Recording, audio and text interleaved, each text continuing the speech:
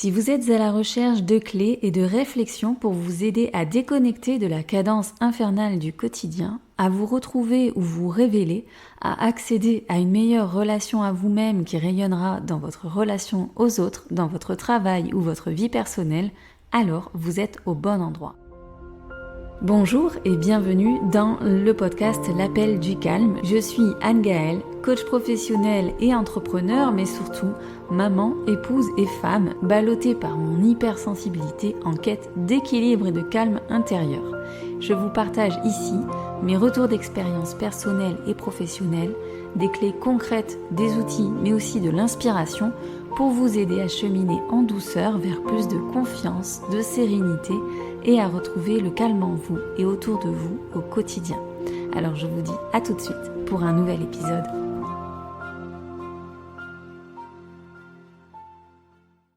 Bonjour et bienvenue dans ce nouvel épisode du podcast L'Appel du Calme. Je suis à la fois très heureuse de vous retrouver aujourd'hui et ravie d'accueillir pour la toute première fois un invité sur un épisode du podcast.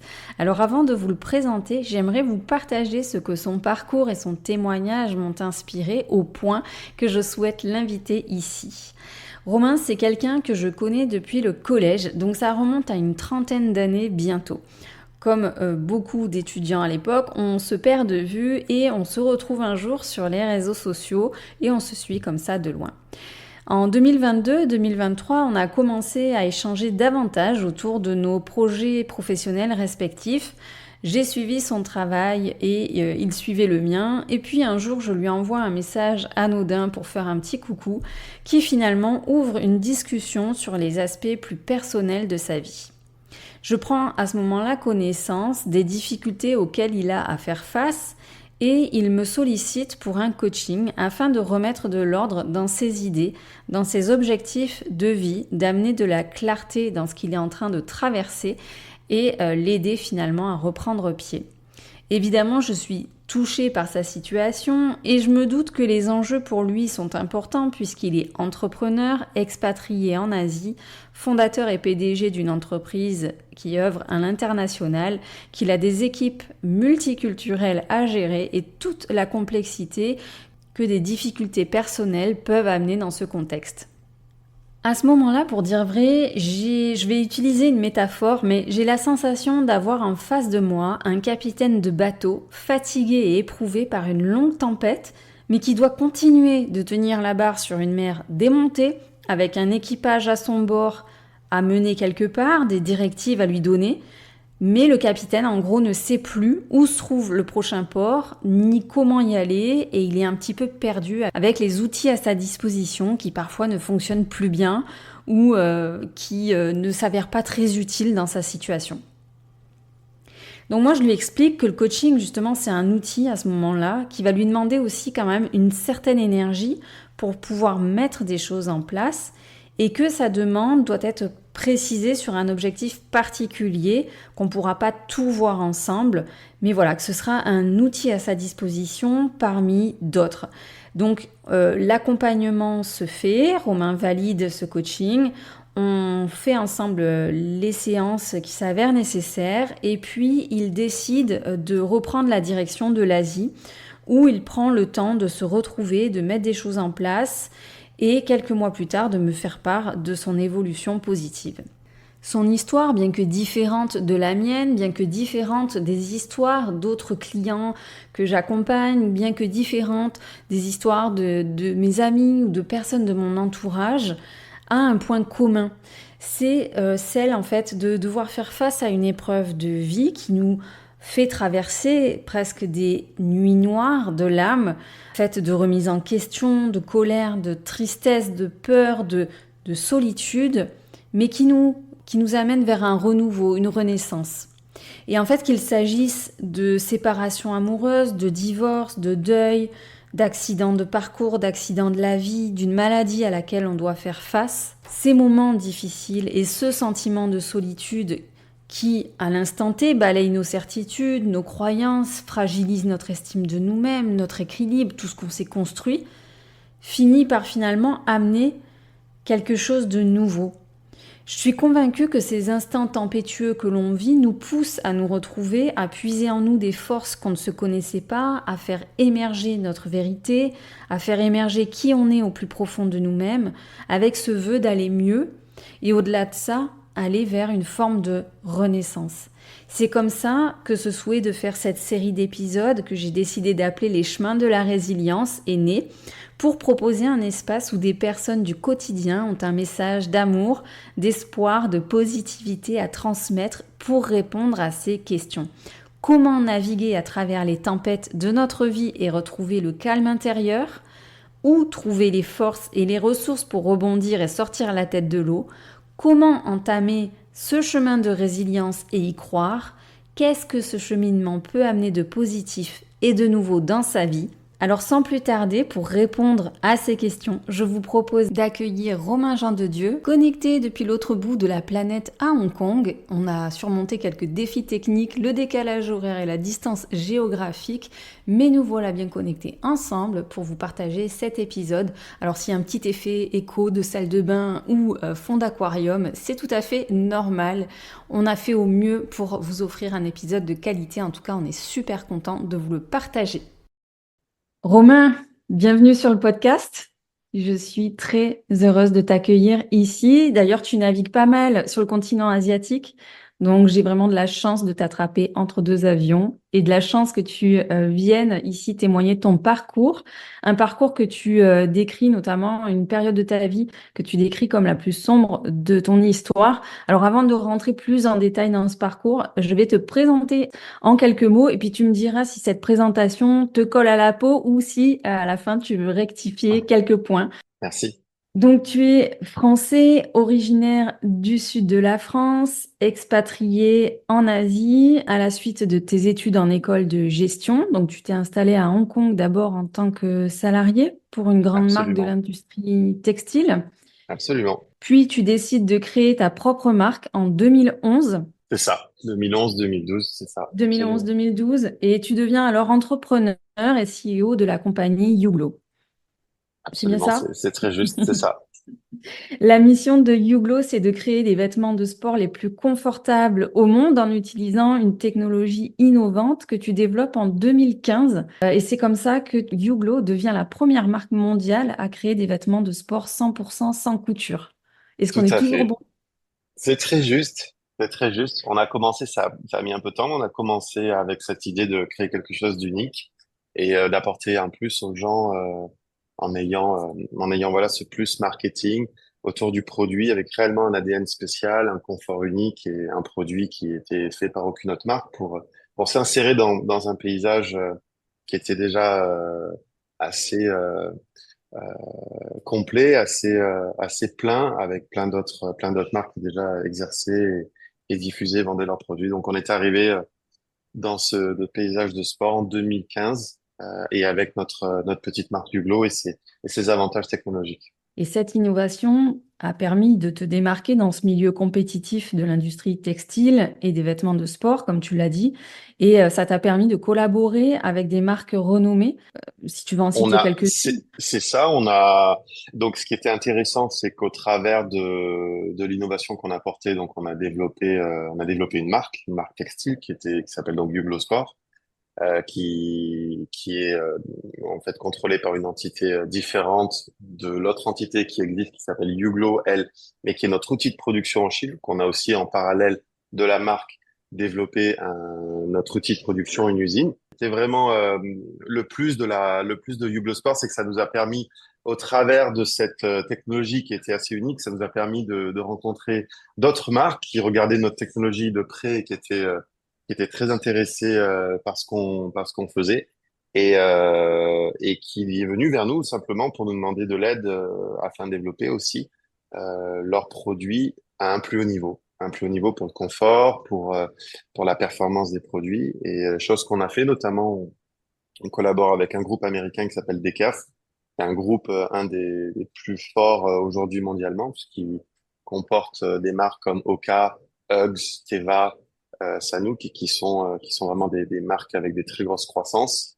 Alors, on n'est pas encore au niveau de Nike, c'est certain, mais on s'y rapproche de plus en plus. Donc, Donc c'était bien de vraiment d'avoir ce deux types d'outils, à la fois la marque et à la fois l'outil de production, parce que l'un vraiment sert à l'autre pour se développer. La marque a besoin d'une usine pour se développer et fabriquer des produits, maintenir de l'innovation très régulièrement pour être intéressante, compétitive et désirée.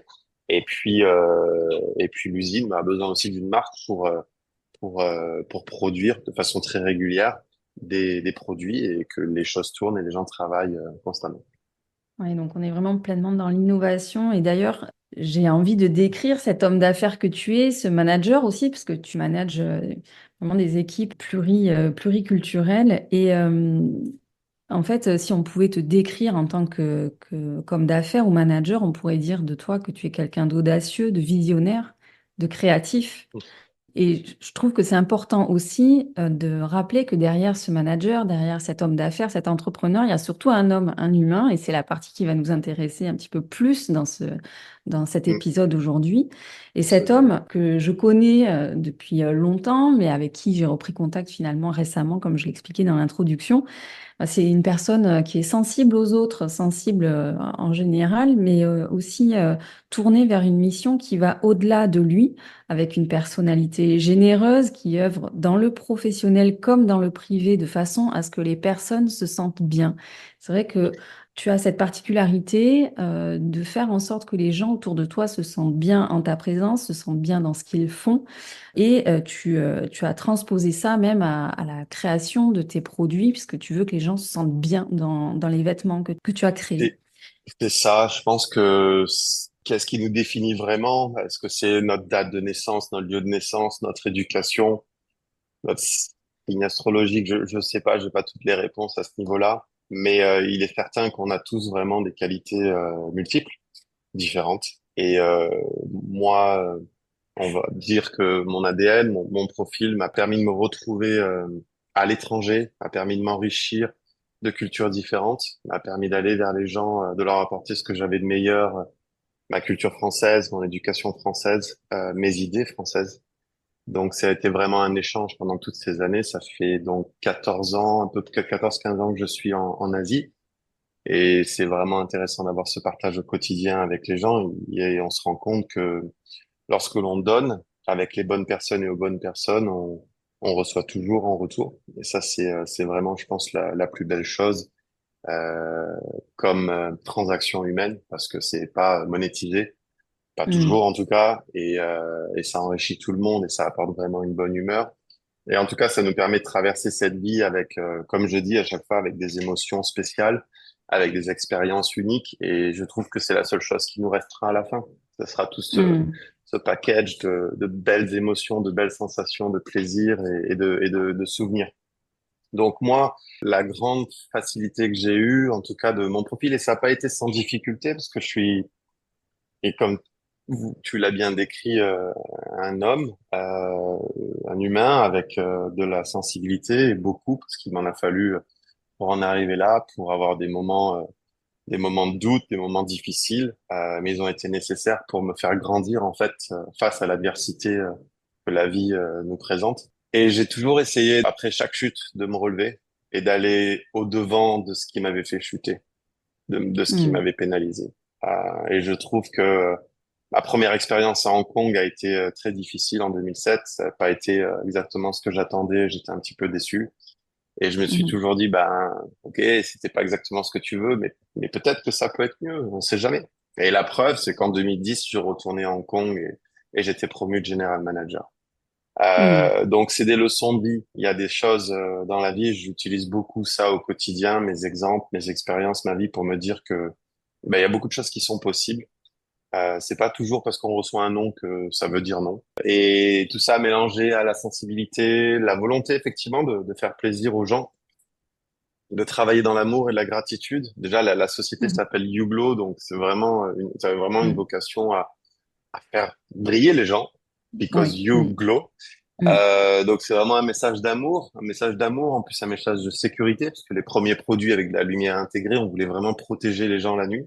Donc j'ai toujours Hmm. eu ça, j'ai toujours essayé d'en fait de trouver dans ce que je faisais un lien avec un but utile, une passion qui animait et qui pouvait m'animer et amener de l'énergie à mon inspiration au quotidien Et j'ai eu beaucoup de chance et multiplié avec le travail que j'ai mis derrière, je suis arrivé au bout de toutes ces années à quelque chose. Et on va en discuter, non sans difficulté, mais ça reste vraiment une belle aventure et un beau voyage, riche de haut et de bas.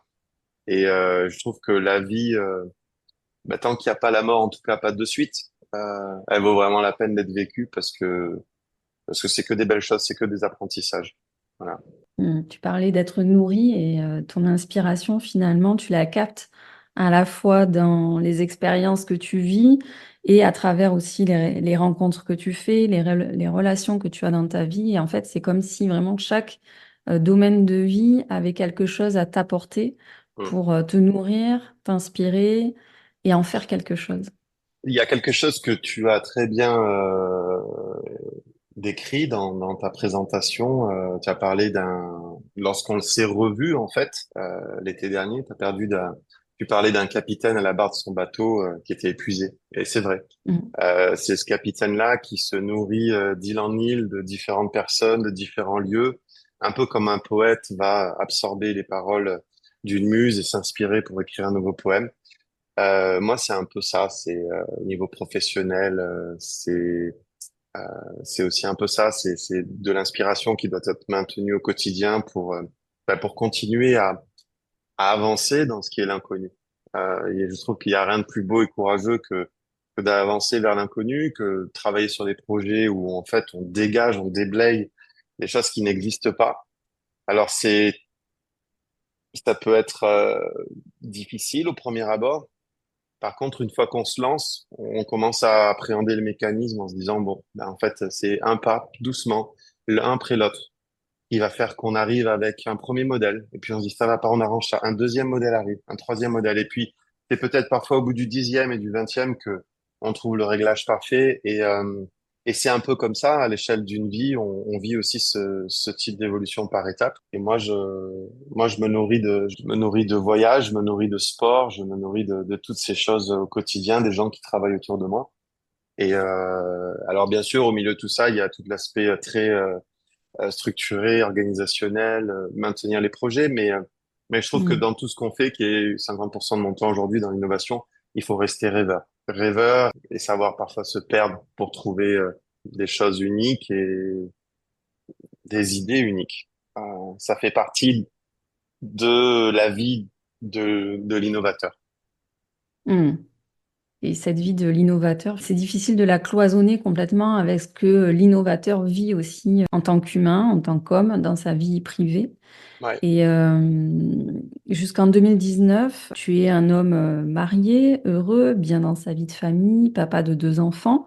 Donc tu as Mhm. construit réellement une vie sur le continent asiatique. Mhm. Tu es un entrepreneur aguerri et tout semble te réussir à merveille. Et pourtant, les apparences sont trompeuses. Ouais. Tu m'as parlé de cette époque comme d'une élévation suivie d'une chute. Donc, qu'est-ce qui se Mhm. passe à ce moment-là de ta vie, Bon. dans la vie de l'homme à qui tout semble réussir? Alors déjà, il faut savoir que ce qu'on voit sur les réseaux, ce qu'on voit des célébrités, c'est souvent trompeur. On n'a pas toujours réellement le vrai son de cloche de ce qui se passe réellement dans la vie des gens. Et puis on poste aussi ce qu'on a envie de poster. On va pas poster des messages tristes, c'est pas le but non plus. Mais c'est vrai que voilà, la vie était difficile. Moi, j'ai commencé, donc j'étais patron d'une entreprise, j'étais general manager d'une entreprise qui s'appelait Airstar, qui m'a été vendue par la suite en 2018, qui était une joint venture un partenariat entre Jackie Chan, l'acteur, et la société française Airstar d'éclairage. C'est la raison Mhm. pour laquelle en 2010, je suis revenu à Hong Kong, voilà. Et donc j'ai rencontré aujourd'hui, qui est mon ex-femme, j'ai rencontré cette personne et donc on a commencé cette vie ensemble, on a évolué. Moi, j'étais dans mes affaires. Rapidement, bien sûr, quand on est en couple, quand on est marié, on pense aux enfants. Et moi, c'est à ce moment-là où je me suis dit, bon, bah, c'est bien, mais il va peut-être falloir commencer à travailler sur un projet personnel parce que bah, il va falloir financer plus la vie de la famille au quotidien et faut que je m'active. Donc c'est là où j'ai commencé à travailler sur le projet Hublot. Je pensais pas que ça allait se développer autant. Je suis arrivé à développer une usine en Chine, donc j'habitais à Hong Kong, c'était à 2 heures de transport, c'était encore possible. plus Hublot, la marque, à développer dans le monde entier. Donc là, c'était aussi un challenge. Il m'a fallu apprendre à dessiner les produits, à les créer, à faire l'innovation, à les tester, à trouver des revendeurs dans le monde, à voyager sur des salons dans le monde. Donc tout ça, plus mon activité Airstar. Donc j'avais Mhm. trois casquettes, j'avais trois sociétés. Il fallait que je fasse avancer, qu'il fallait que je finance, il fallait gérer au quotidien, donc c'était beaucoup. Les enfants sont arrivés pour Mia, ma grande fille, en 2012, pour Louis, mon fils, en 2014, et puis en 2014, mon ex-femme, à l'époque ma femme, qui n'était plus forcément satisfaite à Hong Kong, a reçu une proposition de partir à Singapour, chose à laquelle de suite on réfléchit parce que effectivement j'avais des gros engagements professionnels sur la zone Hong Kong Chine. Donc pour moi m'éloigner de cette zone ça allait être difficile, ça allait être un challenge supplémentaire à la fois mental, physique et puis financier parce que Mhm. du coup il était question de de faire ce que je faisais sur zone mais d'être à 2500 kilomètres plus loin. Mhm. Après en tant qu'homme travailler sur une stratégie qui était celle de l'homme et du papa. Et je me suis dit qu'il était préférable de privilégier le confort de mes enfants et celui de mon épouse à l'époque. Voilà. Mhm. C'était un choix du cœur. Et ça a toujours été un choix du cœur de toute façon, parce que j'ai du mal à être égoïste. Et ça n'a pas été un choix professionnel, ça c'est certain, parce que ça m'a coûté beaucoup. C'était au détriment de mon confort personnel. Donc on est parti en 2015 à Singapour, ce qui fait que donc en déménageant, je me suis retrouvé à piloter toutes ces activités à distance. Et là, ça a été un gros challenge. Donc c'était vraiment bien à Singapour parce que quand j'ai arrivé, j'avais une semaine. Je me déplaçais à peu près toutes les 2 semaines, donc j'avais une semaine de travail sur Singapour où je pouvais me Mhm. retrouver un peu moi-même et travailler dans le calme. Et je travaillais de la maison, ce qui n'est pas forcément un environnement professionnel très épanouissant parce qu'on Mhm. n'a pas tout ton tissu professionnel, relationnel autour, donc ça reste quand même un univers très solitaire. Oui. Alors les chefs d'entreprise sont des gens qui sont un peu des loups, des solitaires, autonomes, mais par contre c'est bien de temps en temps, même souvent le plus fréquemment, de se réunir pour parler de problématiques, se soutenir et avancer. Et donc ça que je l'avais plus. Donc j'ai fait avec. Ça a été dur au début, j'ai fait avec. Et puis pendant ce temps-là, la carrière de mon ex-femme décollait, ce qui était très bien pour elle. Mais moi, ma carrière, elle était en train de plonger. Et en Mhm. 2018, sur une des sociétés que j'ai eues, quand elle m'a été vendue, donc Airstar m'a été vendue, Airstar Hong Kong, on a eu les Hong Kong protestes, donc les manifestations entre les Hongkongais et un petit peu les nouvelles lois chinoises de changement de loi dans le pays. Et en 2019, donc ça a été compliqué sur une société. Puis après, on a eu le Covid qui est arrivé en 2020. Et en 2020, bah, ça a été un arrêt complet des voyages, la Mhm. gestion de toutes mes affaires, de toutes mes sociétés à distance depuis Singapour. Et ça a été vraiment difficile parce que j'avais, pas réellement passé beaucoup de temps à la maison en tant que, on va dire, homme au foyer. Euh, Mhm. et puis, bah, comme tout le monde, il a fallu apprendre à savoir faire l'école aux enfants, à rester à la maison, à continuer à faire du sport. Donc, c'était vraiment une réorganisation. Et pour moi, ça a été assez traumatique. Non pas parce que c'était pas le problème de rester en famille, mais ça a créé des conflits effectivement personnels dans le couple. Et puis, ça a créé beaucoup de frictions dans mon travail, de ne pas pouvoir surveiller notamment mes employés en usine qui ont besoin d'une présence de leurs dirigeants physiques. Et donc pendant 3 ans, j'ai pas pu me rendre en Chine. Donc c'était un climat anxieux pour tout le monde. Et là, je pense qu'on était Mhm. au paroxysme du stress et de la difficulté. Et voilà, je me suis pas aperçu de ce qui se passait. Mais le premier choc, ça a été vraiment 2 semaines avant le Covid. On met en stand-by ma première société Airstar. On la met en pause Mhm. parce qu'on avait enchaîné les Hong Kong protests.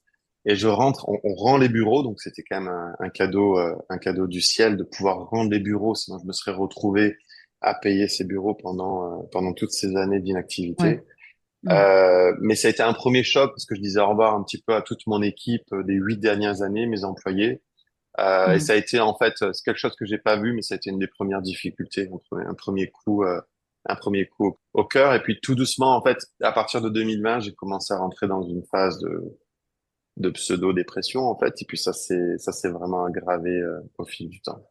Et tu dis que t'as pas forcément perçu tout de suite ce qui était en train de se jouer. C'est Non. venu comment? Comment tu en as pris conscience de tout ça? Combien de temps ça a pris? Qu'est-ce qui s'est passé en fait?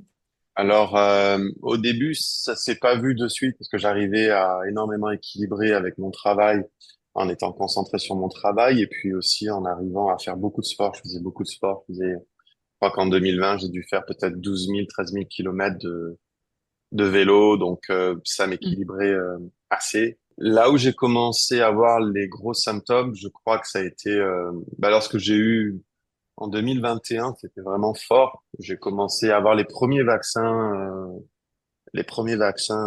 Pfizer, pour pas citer la Mhm. marque. Et là, c'était un petit peu avant déjà, j'avais des problèmes d'insomnie. Et là, ça commençait à être vraiment plus fort. Là, j'ai commencé à avoir du mal à récupérer, à plus pouvoir dormir, à me réveiller toutes les heures. Et je voyais que j'arrivais pas à sortir de ce rythme. J'étais constamment dans ce brouillard, dans les nuages, et j'arrivais pas à récupérer de vitalité, d'enthousiasme. Je voyais Voilà, j'étais dans le noir, dans le tunnel, je voyais plus de lumière du tout au bout. Et ça a duré jusqu'à fin 2023. À quel moment tu as mis un mot en fait sur ce mal-être? Je crois que ça a commencé à m'interpeller vraiment en 2022. Début 2022, j'ai commencé à me dire, mais il y a vraiment quelque chose qui va pas, il faut que tu te remontes le moral, il faut que tu ailles voir un spécialiste, il faut que tu parles à... Donc j'ai commencé à parler à des gens, j'ai commencé à essayer de trouver des, euh, des possibilités, hein. J'ai fait, alors je commence par les premières choses. J'ai fait les plus gros et complets tests sanguins qui sont avérés être parfaits en fait.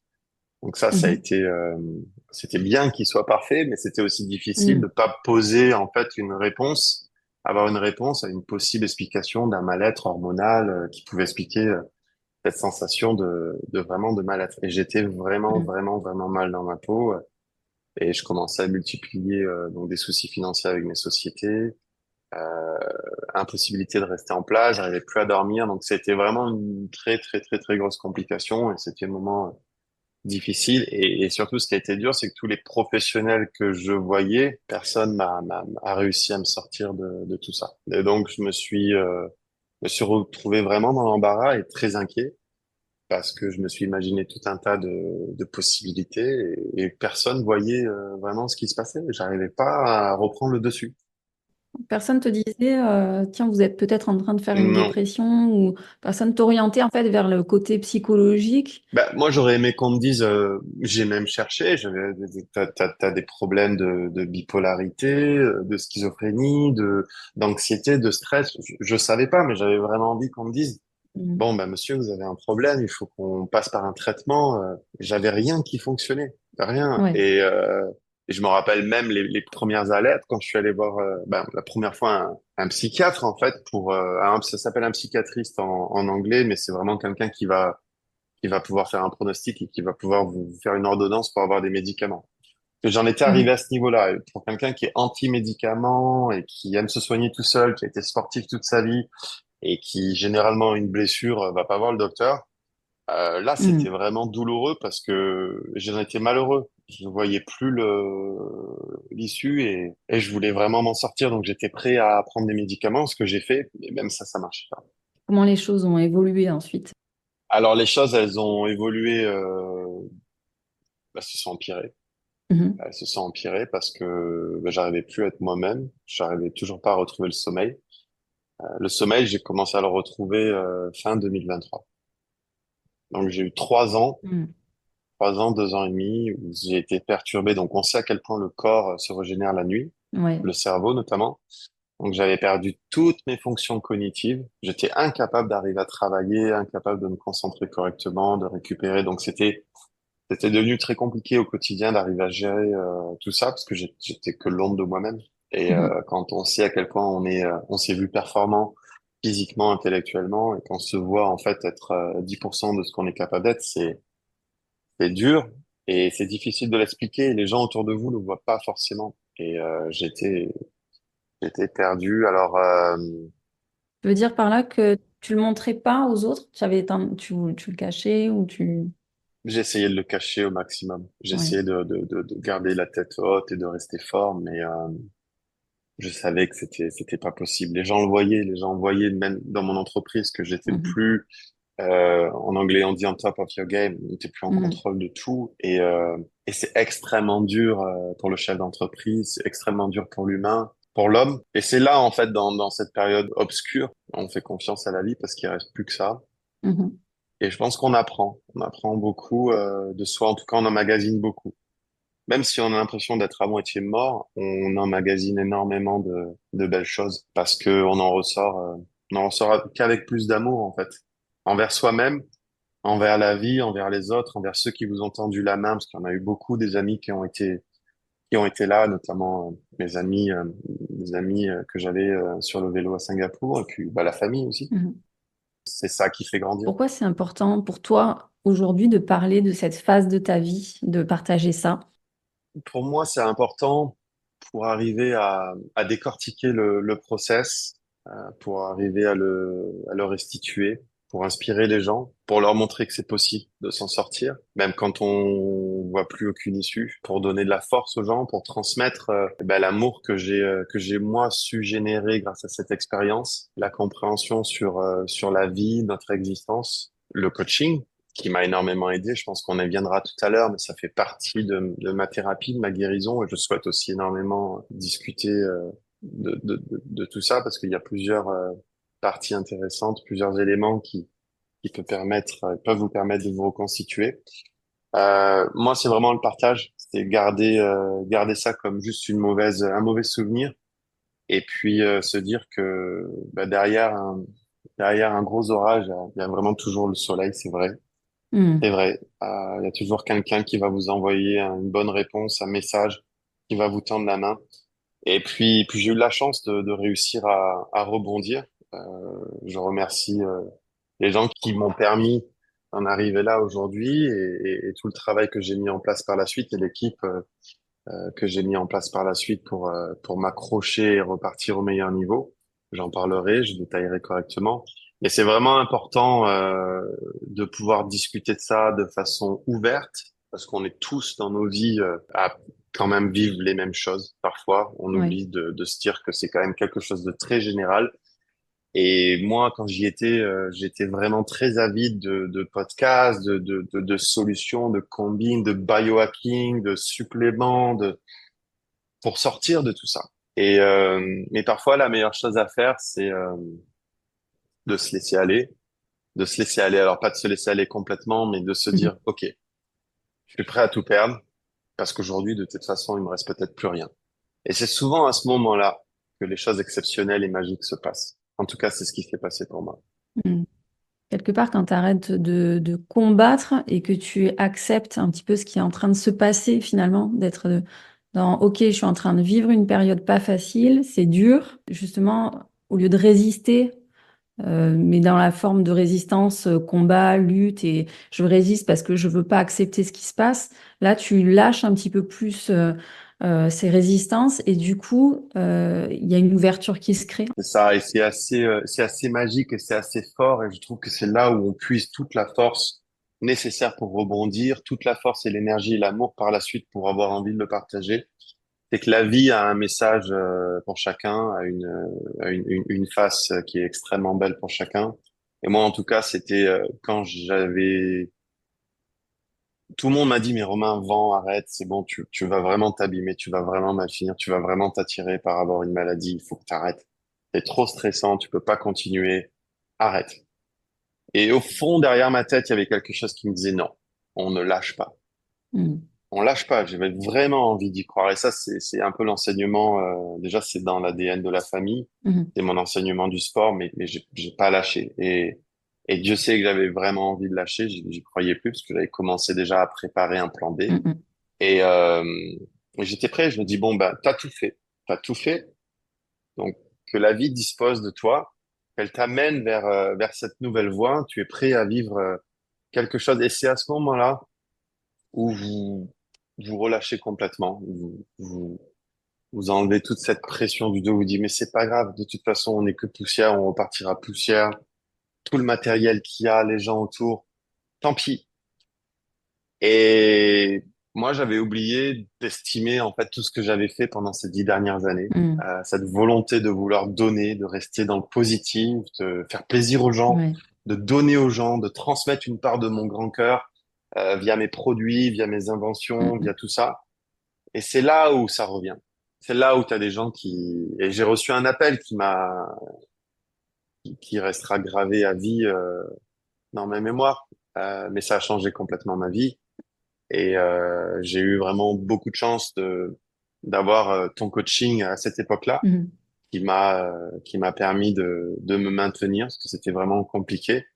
Mais on avait travaillé sur les bases ensemble, et une fois que tout ça, ça a été, ça a changé, on a commencé à voir la lumière au bout du tunnel, comme je disais tout à l'heure, et les choses ont commencé à reprendre un cours normal, et après, c'était qu'une histoire de se reconstituer petit à petit, Ouais. petit à petit. Et chaque jour était, voilà, donc il faut, il faut y croire et continuer à se battre.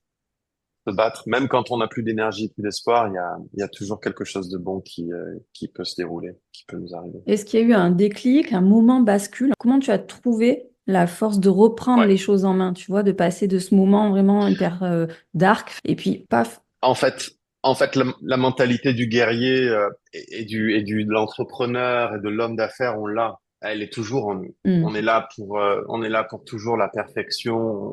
On cherche toujours le réglage le plus fin possible pour être le plus efficace et le plus performant possible. Mm.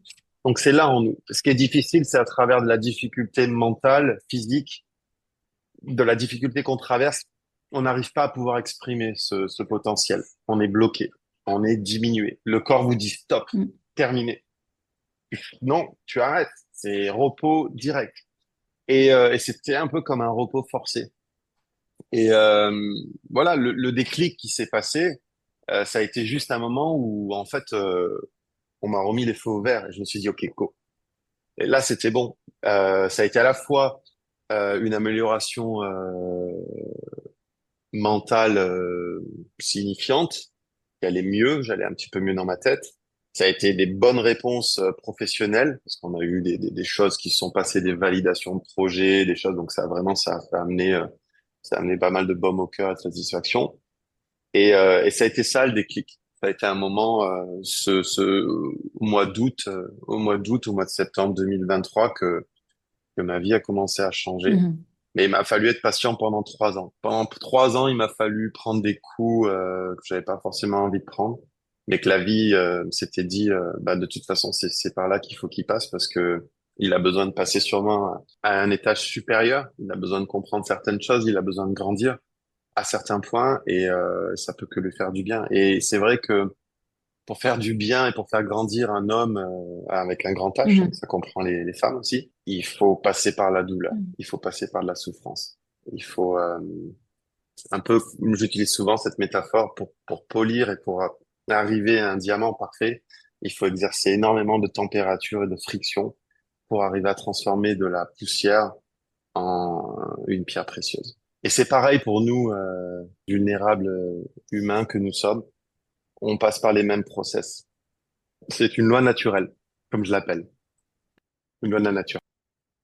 Et du coup, cette petite lueur d'espoir qu'il y avait au fond de toi, elle t'a permis de mettre des choses en place. Donc concrètement, comment tu t'y es pris pour rebondir? De suite, ça a été la mise en place Mhm. d'une équipe autour de moi, parce que je reprenais vraiment bah, toutes mes fonctions, toute ma vitesse de raisonnement, de travail, mes équipes. Mhm. Donc, je suis reparti en Asie. Ça a été 3 mois de coupure vraiment en Mhm. Europe, à gérer depuis l'Europe mes affaires, mais à gérer vraiment en mode on est en avion, en mode les moteurs sont coupés, on se laisse planer.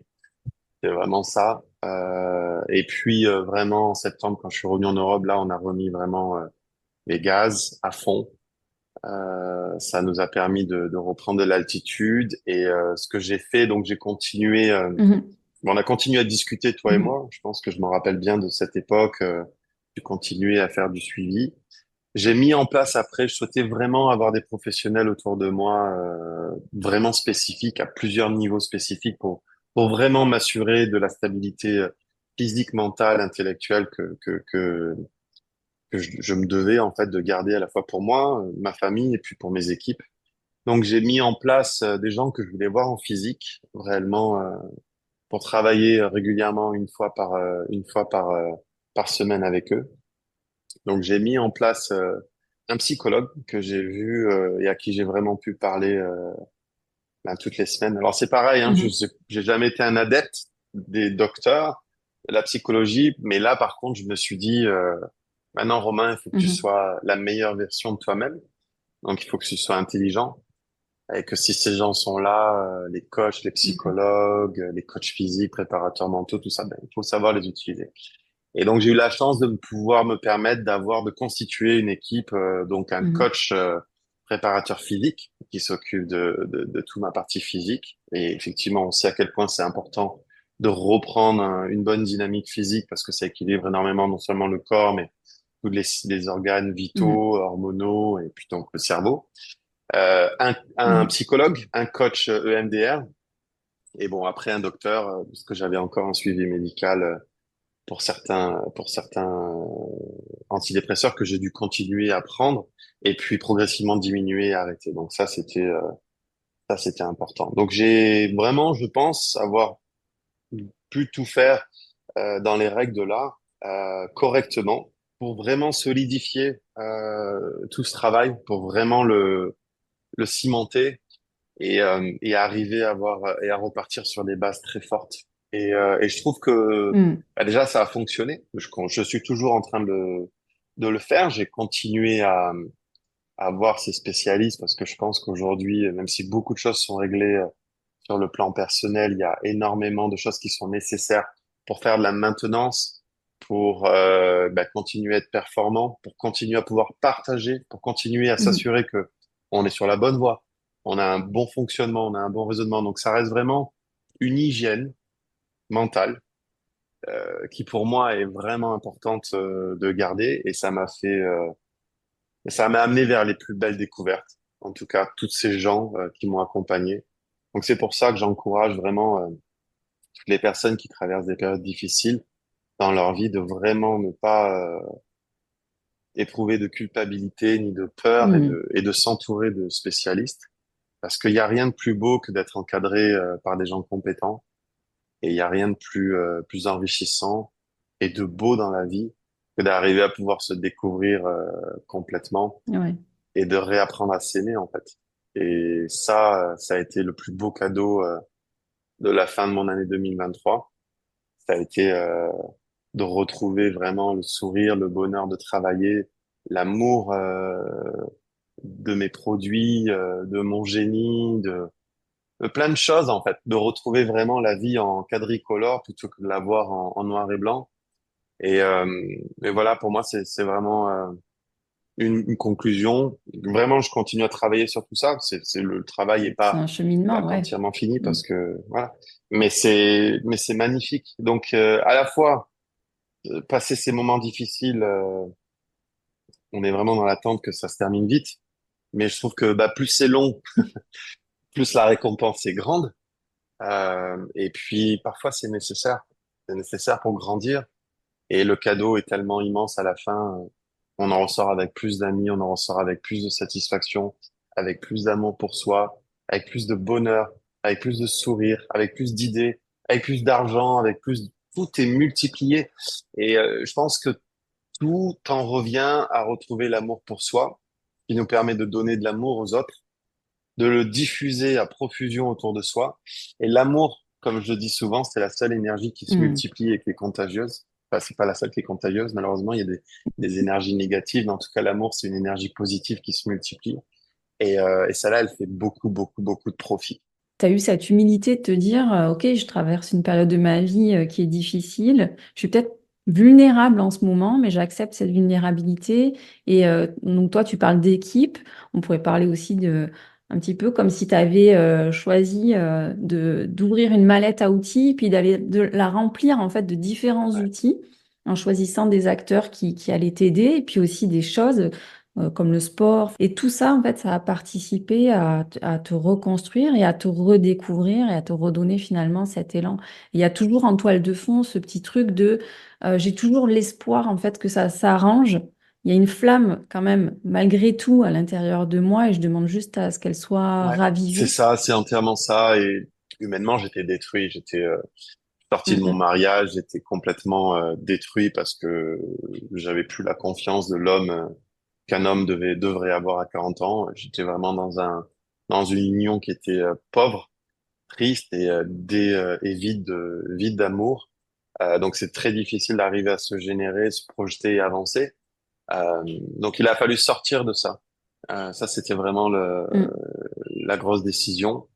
Ce divorce qui s'est fait fin d'année 2022, ça a été très douloureux parce que j'ai quitté donc un pays, une maison, mes enfants, mon ex-femme, et Mhm. puis je suis retourné vivre à Hong Kong. Donc ça a été des moments lourds. Et puis après, il a fallu se relancer, il a fallu se reconstruire, il a fallu se retrouver.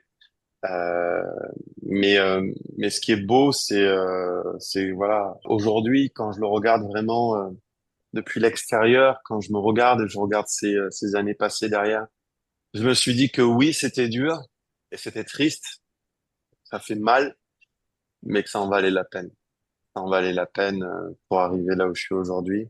Ça en valait la peine pour avoir deux magnifiques enfants. Ça en valait la peine Mhm. pour grandir et puis bah, pour rencontrer tout ça et puis pour vivre quelque chose de différent, d'unique et qui nous amène aujourd'hui à en parler. Donc Oui. chaque Mhm. histoire, chaque travail, chaque difficulté vient et est nécessaire. Et rien ne c'est une autre loi de la nature, c'est Lavoisier en physique. Rien ne se perd, tout se transforme dans la vie. Et comme nous sommes Mhm. qu'énergie, à 99% fait d'atomes, ce principe de loi de la nature est applicable à nous aussi. Et rien ne se perd. Quand on est capable de savoir réutiliser correctement ce qu'on apprend, tout va pouvoir se transformer, mais en mieux. Donc aujourd'hui, je dis merci, même aux Mhm. gens qui m'ont fait du mal, parce que c'est assez intéressant aussi quand on passe par des moments comme ça. Il y a les bonnes personnes qui sont généralement les amis et la famille qui soit ne savent pas trop quoi faire ou soit vont vous venir vous aider. Moi, en l'occurrence, ça marchait pas du tout sur moi parce que je suis quand même d'une nature très kinesthésique. J'ai besoin de ressentir les choses. Je suis beaucoup Mhm. ressenti de ce que je ressens et de ce que je vis intérieurement et extérieurement. Donc, il y a beaucoup de choses qui viennent de moi plutôt que de ce qu'on va me dire. Mhm. Et vous voyez aussi les gens qui en profitent et qui vous enfoncent. Et bah là, ça permet de faire le Mhm. tri beaucoup dans sa vie. Mais voilà, ça reste des moments où je dis merci parce que ouais, c'est que du positif. Ça permet d'aller plus haut dans la vie. Et parmi les outils que tu as utilisés, qu'est-ce qui t'a aidé Alors, particulièrement? Est-ce qu'il y a des choses qui t'ont marqué quand on a travaillé tous les deux, on a fait beaucoup le point sur la vie personnelle, ce que j'attendais de la vie d'un point de vue perso, ce que j'attendais de la vie d'un point de vue professionnel. Mhm. Ça m'a permis de commencer un peu structurer et compartimenter toutes les choses pour lesquelles j'avais du mal à raisonner parce que tout était un petit peu confus dans ma tête et mélangé. Donc ça m'a aidé, ça m'a permis de me stabiliser et de recommencer à travailler un petit peu, de remettre les choses à plat. Donc c'était enrichissant. Après il y a la partie psy donc dans laquelle Mhm. vous allez en fonction de votre état, vous allez soit peut-être avoir recours à des médicaments. Ça a été mon cas et j'ai pas honte de le dire. Ça a été nécessaire parce que comme je l'ai expliqué, j'étais arrivé à un moment où j'étais beaucoup trop bas pour arriver à retrouver moi-même les ressources et donc j'ai eu besoin de cette aide. Donc ça, c'est nécessaire parfois d'y avoir recours. Il y a plusieurs types de thérapies, hein. Il peut y avoir des médicaments plus naturels. Et moi, j'avais plus envie de jouer. Il était question de temps et il fallait être précis, rapide et efficace.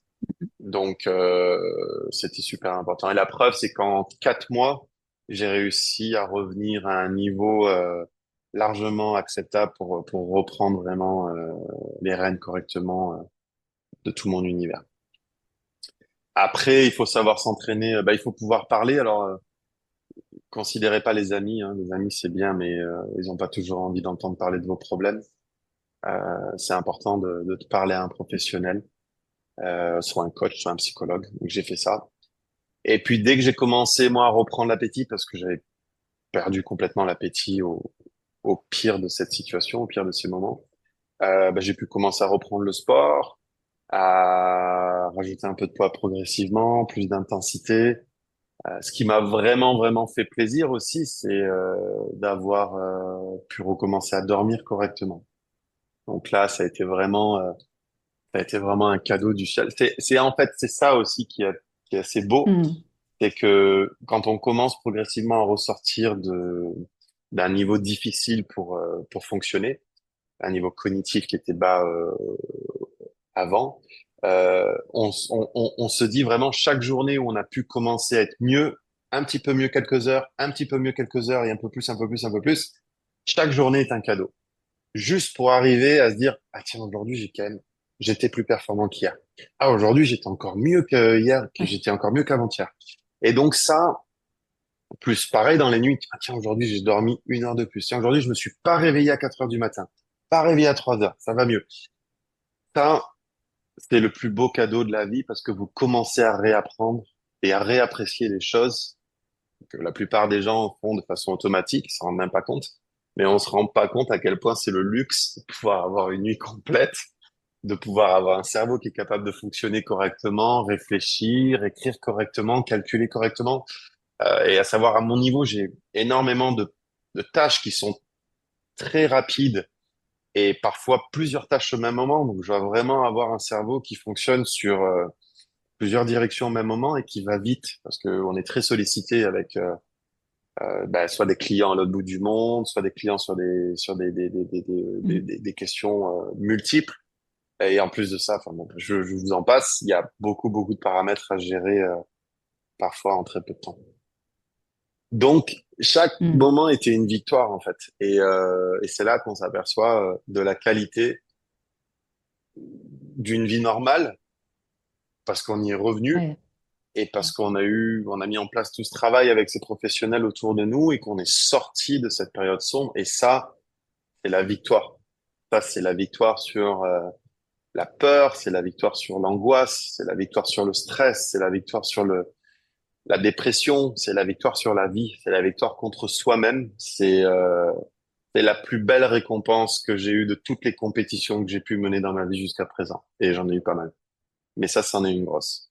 Tu dis la victoire contre toi-même, mais c'est aussi un énorme acte d'amour là que tu as fait envers toi-même, après avoir donné énormément finalement aux C'est autres. ça. Là, tu t'es accordé aussi cet amour-là, en prenant soin de toi, mais de toutes les dimensions de Ouais. ton être, le physique, le spirituel, le mental. C'est ça. Et je souris parce Mm. que, en fait, j'ai énormément changé. J'ai énormément changé, mais effectivement, ça passe par l'amour de soi. On se donne le temps, on veut s'améliorer, on veut être meilleur, on veut s'aimer, on se donne à soi parce qu'en fait, on s'était oublié. Ouais.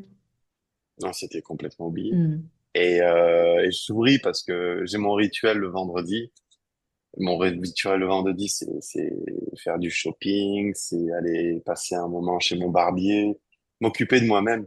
Et je fais des choses maintenant que je faisais pas avant. Je prends soin de mes tenues vestimentaires différemment, je prends soin de ma peau différemment, je prends soin de mon temps de repos différemment, tout a changé. Effectivement, je me considère beaucoup plus, je m'aime beaucoup plus, je m'accorde plus d'amour.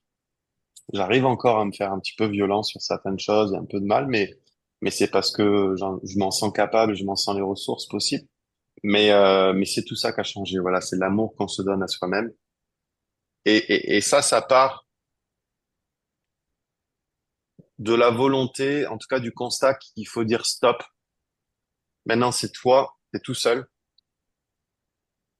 Les gens t'attendent pas. Et Mm. ton combat, il est contre toi-même, mon garçon. Mm. Et c'est là qu'il faut grandir. Et c'est là qu'on grandit, qu'on apprend à mettre les choses à plat et réfléchir comme un homme, euh, et être quelqu'un de responsable. Et j'ai souvent pensé à mes enfants, j'ai souvent pensé à mes employés, j'ai souvent pensé à ma famille, j'ai souvent pensé à mes ancêtres, mes grands-parents. Mhm. J'ai pensé à tous ces gens que je voulais pas décevoir et qui ont mis tant d'amour et d'énergie. Et je me suis dit que maintenant il y avait plus de temps à perdre et qu'il fallait repartir à 100%. Et ça, c'est une fierté. C'est beau tout ce chemin. Aujourd'hui, Mm. quel est le message que tu voudrais transmettre aux personnes qui sont peut-être en train de vivre une situation comme la tienne? Et puis j'ai même envie de préciser aux hommes, vraiment sur la part masculine, parce que, Ouais. par exemple, dans les cabinets de psychologie ou chez les coachs, c'est beaucoup, beaucoup de femmes qui poussent la porte, qui acceptent cette vulnérabilité, qui acceptent en fait à un moment donné de demander de l'aide. Et c'est beaucoup moins commun, ou c'est une idée qui est moins acceptée chez les hommes, parce qu'il y a cette idée qu'ils ne peuvent pas se permettre en fait d'être faibles, ou que si ils font face à des périodes de faiblesse, ils doivent s'en sortir tout seuls, ils doivent se montrer forts, etc. Donc, quel est le Mm. message, toi, que tu voudrais transmettre? Et peut-être même aussi à des proches qui ont des personnes autour d'elles dans cette situation et qui se sentent démunis. Comme tu le disais, parfois les proches n'ont pas les mots, ne savent pas quoi faire finalement. Et voilà, toi, qu'est-ce que tu aurais envie d'amener aujourd'hui? Ce que je voudrais dire et ce que je voudrais partager, c'est que déjà mon constat sur le monde actuel dans lequel on vit, on a beaucoup de références et de standards qui ont changé. L'homme et la femme arrivent de plus en plus quasiment à la parité complète. Les femmes deviennent de plus en plus indépendantes, autonomes. Les hommes, effectivement, ont du mal et de plus en plus de mal à se positionner, à se reconnaître dans tout ça. Donc, je trouve que c'est bien. C'est pas un langage du tout anti-féministe Non. que je suis en train d'avoir. Mais je trouve que c'est difficile pour tout le monde d'arriver à continuer à pouvoir s'apprécier, s'organiser, parce qu'en très peu de temps, en fait, la société change, mais elle avait besoin de changer. Maintenant, il faut savoir qu'on est indissociable. Mhm. On peut pas vivre les uns sans l'autre. Je trouve que il y a rien de plus beau qu'une femme aux côtés d'un homme et un homme aux côtés d'une femme pour que chacun s'élève le plus tous les deux. Je trouve que c'est pour moi la forme, comme l'amitié, la forme la plus belle d'amour pour soi et pour l'autre, parce que ça a permis de découvrir ce qu'on a de plus beau et encore de plus profond en nous. Et rien que pour ça, ça vaut vraiment la peine d'être vécu. Donc, je suis un éternel positif et amoureux de la vie à ce niveau-là et du couple. Même si j'ai divorcé, je me remarierai et je continuerai à faire de beaux projets Mhm. avec ma compagne.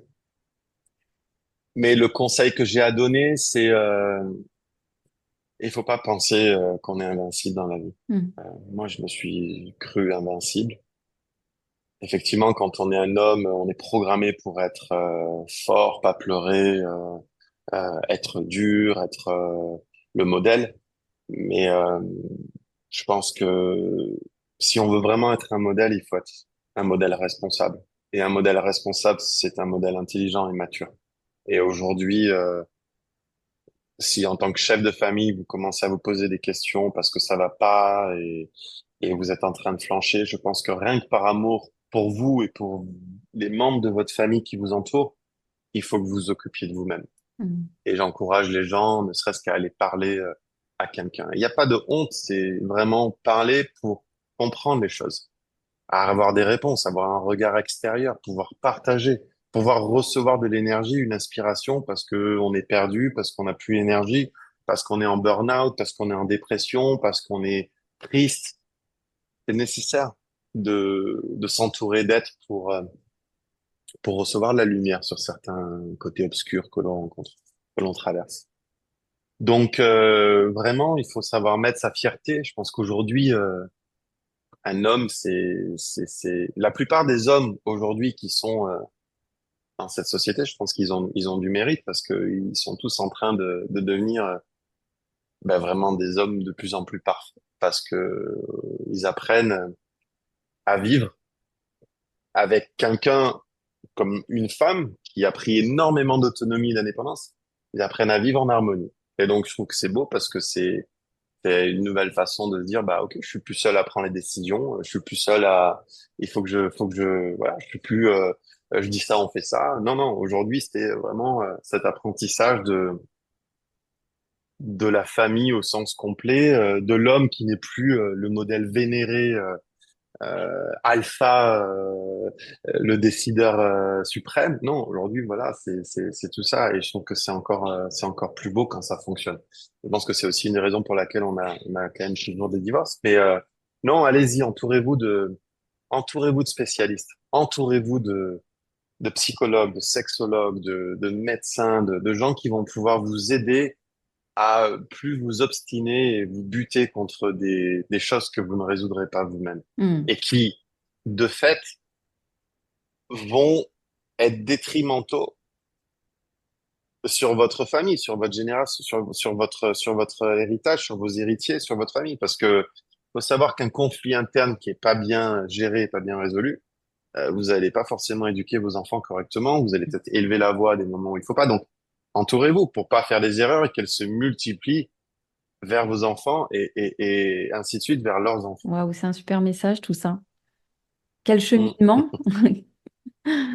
quel cheminement Et un petit peu incroyable. oui, voilà, comme je disais, pour clôturer en tout cas sur ce passage, je trouve que qu'on emmagasine énormément, c'est des émotions qu'on met dans notre banque émotionnelle un peu, qu'on met en économie dans cette banque émotionnelle qu'on accumule toute la vie. Et, euh, et ces émotions, on les récupère lors d'expériences. Hmm. Et c'est vraiment la seule transaction qu'on a avec la vie, qu'on peut arriver à quantifier, même si elle n'est pas du tout quantifiable, parce qu'elle est rangée quelque part dans tous nos sens, dans notre cerveau, dans notre perception. Et c'est avec quoi on s'en ira pour voyager peut-être vers une autre vie. Mais c'est ce que je ressens aujourd'hui au plus profond de moi, c'est la beauté de ces difficultés, de ces challenges, c'est la capacité à pouvoir vivre des choses uniques dans le positif et dans le négatif pour vraiment compléter ce panel d'expériences et d'émotions et devenir un humain qui s'améliore. La vie vous amène vers autre chose. Il faut savoir l'accepter et se reconcentrer sur soi-même. Donc ça, c'est vraiment ce que j'aime vraiment beaucoup parce que ma conclusion aujourd'hui, c'est d'être arrivé à un niveau où je me suis jamais autant aimé, Hmm. mais pas d'un point de vue narcissique. Oui. J'ai jamais en fait autant été heureux dans ma vie. Hmm. Je profite d'amitiés exceptionnelles, je profite de gens exceptionnels, de voyages, de collaborations professionnelles extraordinaires. J'ai des clients partout dans le monde, je voyage partout dans le monde, j'ai une vie exceptionnelle et puis ben voilà, j'ai ma vie passée. Et ça, c'est aujourd'hui qui je suis. Est-ce qu'il y a une question que je ne t'ai pas posée durant cette entrevue et que tu aurais aimé que je te pose? C'est une très bonne question. Je vais réfléchir. J'ai envie de dire non. Tu m'as tout Tu as pu posé, je pense. partager ton message. Je pense que j'ai partagé au maximum et voilà, laissez-vous aller. Laissez-vous aller faites comment j'appelle ça, un dérapage contrôlé. Laissez-vous aller vers quelque chose qui est dur. Détachez-vous du matériel. En tout cas, moi, c'est ce qui m'a été à un moment nécessaire. Et le matériel reviendra de toute façon, mais le lâcher prise a été important. Le lâcher prise a été important. C'est sûr, ça fait souffrir parce qu'on se dit que ben, on n'arrivera pas à ses propres objectifs, on n'arrivait pas à atteindre ce qu'on avait fixé. Mais en anglais, on dit what Hmm. is meant to be is meant to be. Quoi qu'il se passe, si vous le rejetez ou si ça se Oui. passe pas, si c'est fait pour vous, ça reviendra. Et ça, je trouve que c'est un art de vivre qui est important. Généralement, quand on lâche prise et que c'est fait pour nous, ça revient. Et la vie a toujours du positif pour vous. Donc c'est pour ça, il faut garder la tête haute, même s'il faut savoir se protéger, prendre des coups un petit peu comme un boxeur qui se met dans un coin et qui se protège. Mettez-vous en boule, peut-être, si ça peut vous réconforter, et Hmm. laissez passer la tempête. Moi, j'ai dû laisser passer la tempête, ça a duré 3 ans. j'en voyais plus le bout. Et puis à un moment, on revoit cette lueur, ce soleil qui transperce les nuages et qui arrive et qui domine le ciel. Euh, Rester dans la gratitude, soyez neutre, essayez de pas vivre dans la colère et dans le mépris. Et puis le conseil que j'ai, c'est dites-vous que quoi qu'il se passe sur votre chemin, si c'est si vous êtes envoyé, c'est parce que vous êtes à la hauteur de de ce challenge et de cette mission. Mm. Donc ça peut que être bon pour vous. Et souvent on comprend pas, on se dit mais pourquoi la vie m'en veut comme ça? Mais pourquoi ça m'arrive? Il faut savoir que souvent on est responsable de ce qui nous arrive. Et peut-être même on attire ce qui nous arrive. Ou alors peut-être même c'est nécessaire pour qu'on Mm. arrive à comprendre une leçon de la vie. Et il y a souvent des vidéos inspirantes que je regarde. Il y en a une qui parle de la rencontre d'une nouvelle personne et qui se demande si cette Mhm. personne est une nouvelle leçon dans sa vie. Ça fait un peu peur, mais c'est vrai. À la peur de cette nouveauté, on se dit, mais est-ce que Ouais. ça va être Mm. la bonne personne?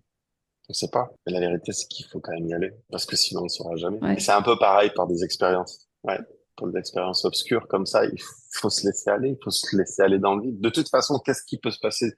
Moi, Mm. c'est sûr, j'ai eu très peur. Hein. Je me suis dit, tu as perdu ton boulot, tu auras plus de travail, tu auras plus rien, plus de sous.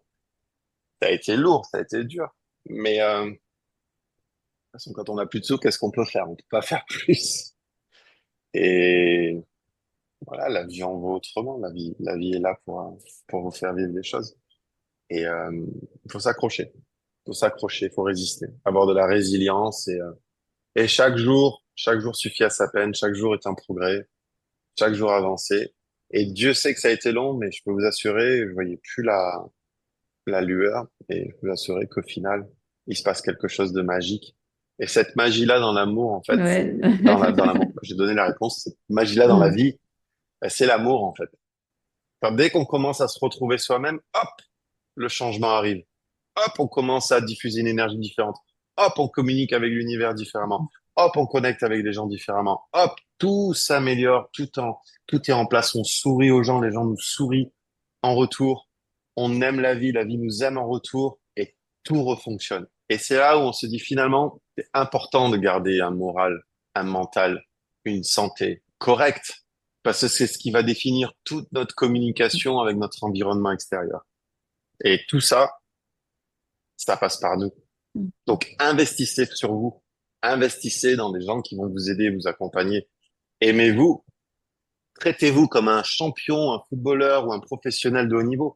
Parce que c'est vous, vous êtes votre propre champion. Vous êtes la personne que vous devez choyer le plus. Sans ça, si vous vous oubliez, il n'y a plus rien qui existe autour. Vous n'êtes pas capable de donner à vos enfants, à votre famille, à Ouais, votre c'est pas de travail. l'égoïsme. Donc, ça passe par vous. Il faut savoir, voilà, c'est pas Ouais. d'égoïsme, Mm. c'est de la responsabilité et de l'intelligence. Et souvent, on m'a dit, ouais, t'es égoïste. Non, je suis pas égoïste. Je me protège, je passe du temps pour moi parce que c'est ma tête qui a besoin d'avoir ce temps-là. Voilà, c'est différent. Merci Donc, aimez-vous et infiniment pour prenez ce soin de vous. partage d'une richesse incroyable, d'une générosité incroyable. J'étais vraiment honorée de Mm. pouvoir recueillir ton témoignage ici sur le podcast L'Appel du Calme. C'est tellement plein de sens. C'est Merci. Où est-ce partagé. que les auditeurs, auditrices peuvent te suivre, suivre ton actu?